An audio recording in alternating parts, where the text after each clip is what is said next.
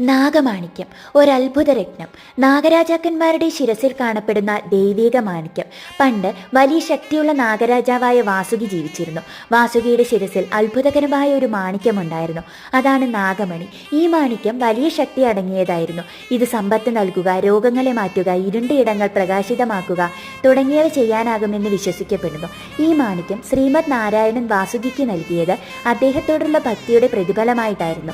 നാഗമാണിക്യം ധാർമ്മിക കാര്യങ്ങൾക്ക് മാത്രമേ ഉപയോഗിക്കാവൂ എന്നും സ്വാർത്ഥവർഷങ്ങൾക്കോ ദുഷ്ടവൃത്തിക്കോ ഇത് ലഭിക്കരുതെന്നും നാരായണൻ വാസുകിയോട് പറഞ്ഞു.